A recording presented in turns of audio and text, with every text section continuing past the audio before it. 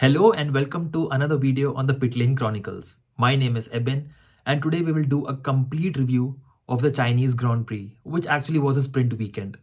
For the convenience of the viewers, I've added timestamps.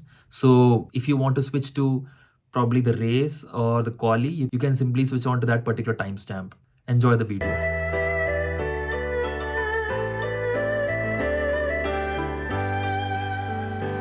A lot has changed in the world of F1 since the last time a GP was held here at China. Mercedes dominance has been wrapped. We are living right now in the Red Bull era. The wheel rims have changed. They have painted the track, which actually adds to the unpredictability of the track going into the weekend. So, getting directly into the sprint quali. Zhou Guanju, the local boy, reached the SQ3, that is the sprint quali third, for the delight of the home fans, but then eventually dropped out in the sprint. Lewis Hamilton had thought that he got finally everything going his way with the setup, the rain, the tight temperatures, but lost out eventually to Lando Norris, who got the pole. The certain controversial call made by the stewards at the end of the turn 16, which I feel now was the right call. The stewards reinstated the lap of Norris after deleting it initially, stating that he hadn't gained any advantage by going wide on turn 16. Now let me show you why this call was made.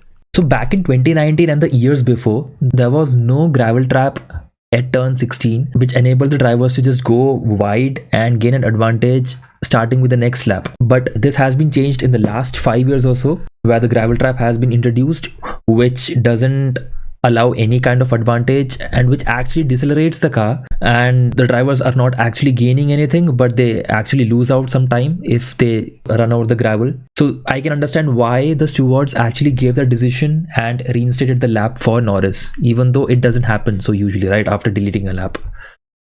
Now on to the sprint race, which did go in terms of the result as per the expectation, right?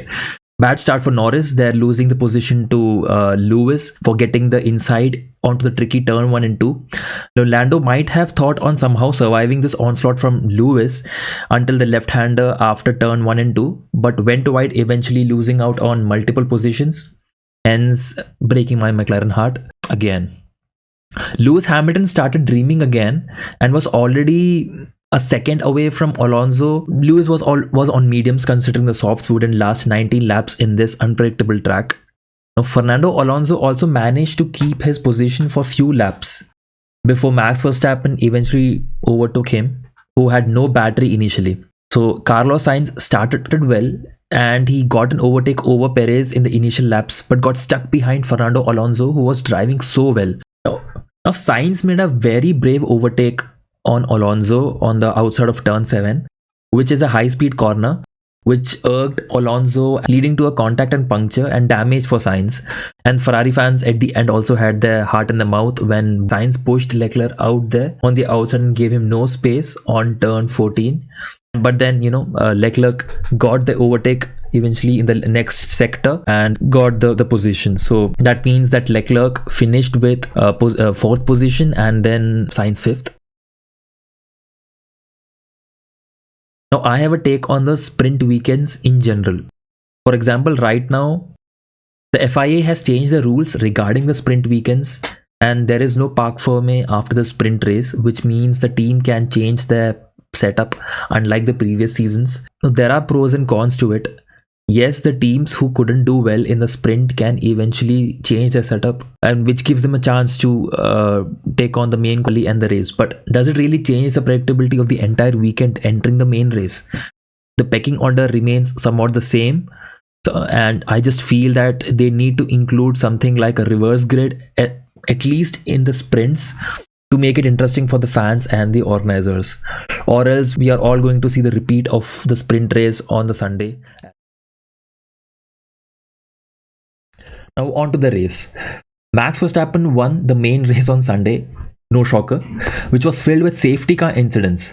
Safety car stoppages were the savior and the destroyer of multiple drivers in this race. Alonso, who started third and was in the range of getting good points, took the gamble of softs during the virtual safety car caused by Bottas's engine failure, which meant he had to pit later on, pit again. He then pit again on the 41st lap, which made even Hamilton way much closer to him, who was having a disastrous race until then by his standards. Hamilton, who started 17th, fell to 19th at the very start and was complaining throughout the race until the safety car came in. It's only because of these bunch of safety car incidents and driver retirements that caused Hamilton or helped Hamilton to actually come closer to the top 10. Alonso then, after his pit stop on the new mediums, then made a proper attack on Hamilton and eventually got him at the end of the 48th lap. After that, Alonso actually preyed on Piastri, who was running a damaged car from the safety car incidents. Now, Norris deservedly won the driver of the day for the race he had. He started 4th and maintained his pace throughout the weekend. And for this particular race, he just had one stop. He should also be thanking Leclerc and the safety car in general, which enabled him to pull away from Perez, who was actually eyeing for the second spot. Now, interestingly, McLaren in general on the weekend had a heavier rear in compared to the other constructors. And this drag at the back actually enabled them to cruise through the first two sectors, giving them a very good lap timings. On the other hand, one can say that they didn't have the straight line speed of the Red Bulls, but then without the DRS, their top speed and Red Bull's top speed were somewhat matchable. Now, coming on to the collisions, there was already collision at turn 14 when Alonso locked up, which caused an elastic band effect, leading to Lance Stroll steaming into the back of Daniel Ricciardo and sending him airborne. Now, then came the overambitious move of Kevin Magnussen at turn 6, resulting in a collision with Yuki Tsunoda. Zhou Guanyu racing in his first home Grand Prix was very emotional at the very end, and for me this would go as the moment of the entire weekend. And now at the end, coming to the funniest moment of the weekend, Max Verstappen's reaction to Lance Stroll barging onto the rear of Daniel Ricciardo has to be the funniest moment of this particular weekend. It's not looking good, Lance. It's not. So that was the review of the Chinese Grand Prix sprint weekend. Write down in the comments below your thoughts regarding the entire sprint weekend and any further changes that you would want the FIA to inculcate in the current sprint weekends. Do drop a like, share the video and subscribe the channel. See you all in the next video. Bye.